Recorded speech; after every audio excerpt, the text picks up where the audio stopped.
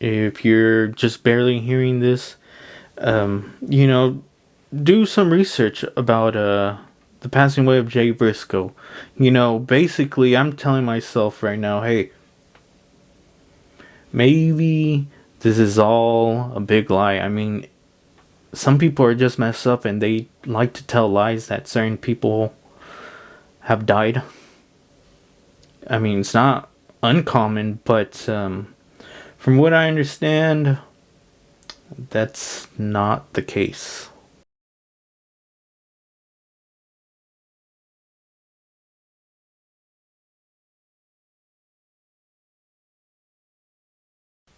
Hello, everybody. This is Agent Erie here within the dwelling, and I have the unfortunate duty of telling anyone who has not found out yet, and I thought I would have found out because my phone usually tells me, especially something of this gravity, and that was that Jamin Pugh has passed away.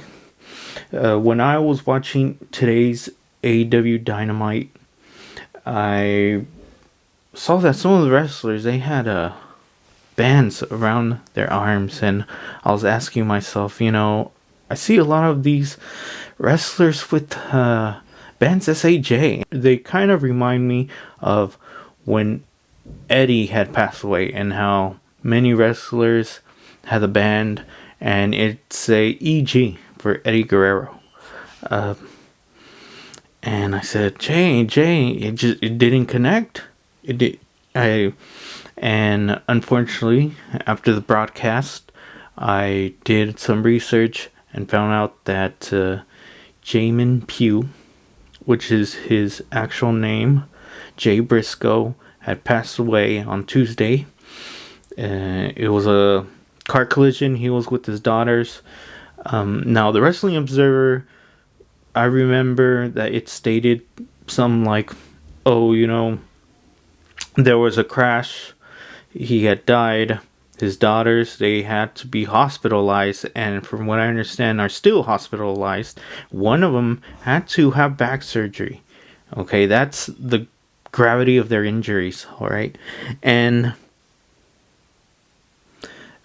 I don't know where, okay, I don't remember where I saw it, but from what I understand, he was driving on the street.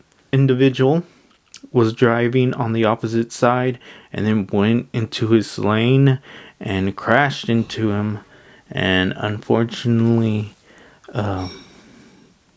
those were the consequences of that crash.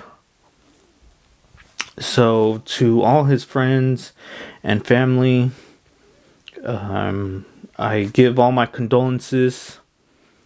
May he rest in peace. Unfortunately, I have to go on to my review because that's that's what the video was meant to be originally, but like I said, I got a little curious and found out the hard way that Jay Briscoe had passed away, and so young too. As I understand, he was supposed to be 39, and I believe at the end of this month, but his birthday was around the corner. He was going to be 39 years old, which reminds me of me when I was a kid, and I'd see certain wrestlers, and I'd go, Eddie, he died very young. I believe it was 33 years old.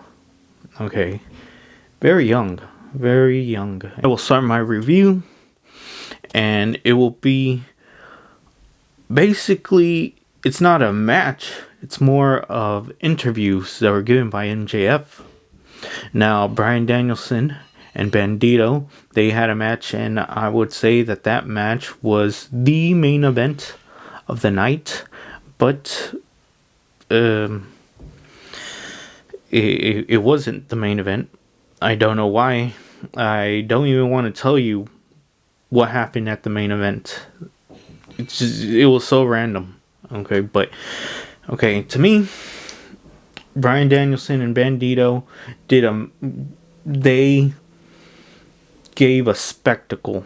They gave a match that demonstrated the prowess, the aptitude, the locks, the maneuvers. I'm basically without words. If anybody is gonna surprise me, it's gonna be him. But the thing is, after that match, he ends up winning the match between Bandito. After the match, you heard someone speaking on the big screen, and guess who it is? None other than the dastardly MJF. And basically, what he wants to tell Bryan Danielson is that, hey, you know what?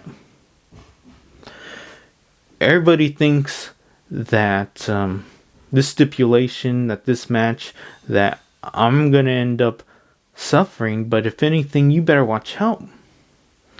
Because you got to remember, MJF, he's a very terrible person. I don't think anybody would argue with me on that. And he is willing to do everything. And after this interview, I'll further explain what I mean. But basically, he leaves Bryan Danielson basically emotionless. He's just standing there because basically MJF states that, hey, I have a lot of surprises, and even though you're the American Dragon, behind this mask, I'm a monster. Alright. And he proves once again why that rings true, because next, I guess, we find out that Brian Cage is going to face Bryan Danielson. And Brian Cage is about to get interviewed by Renee Paquette.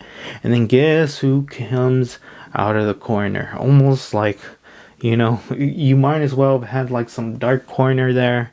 And out of nowhere, MJF just appears. Where it's almost as if he appears out of thin air. Okay? And he basically starts telling Brian Cage, hey, you know what? I have some cash here, more than, with all due respect, that you guys ever seen. And I hear you're called the Machine, and I need a machine to do my bidding. And that's that. He wants Bryan Danielson to be left injured, okay? He doesn't care if he wins or loses. He wants him injured. And then out of nowhere, he paintbrushes Brian Cage. I'm surprised too. I understand that MJF, he's pretty tough, but just look at Brian Cage. This the dude's basically not human. Okay, just look at him. Alright? It's like a boulder. Alright? He's the humanity, but then Brian Cage, he picks up MJF and he gets angry and tells him that basically it's not faring well for MJF. But then MJF talks him down and he tells him, hey, you know what? You see that? That's the hate that I had to learn how to use at a very young age. And I hope you use that when you face Bryan Danielson. That just goes to show you that even though MJF, he could win by sheer aptitude, but he doesn't want to. He wants to do the most cowardly thing. He is just a slimy individual. Okay, the snake, or as he's considering himself now, the monster behind the mask. And he's willing to go to any length to beat Bryan Danielson, even if it means having someone injure him. Alright then, people, that was my review for AEW Dynamite. Have a good one, everybody. Bye.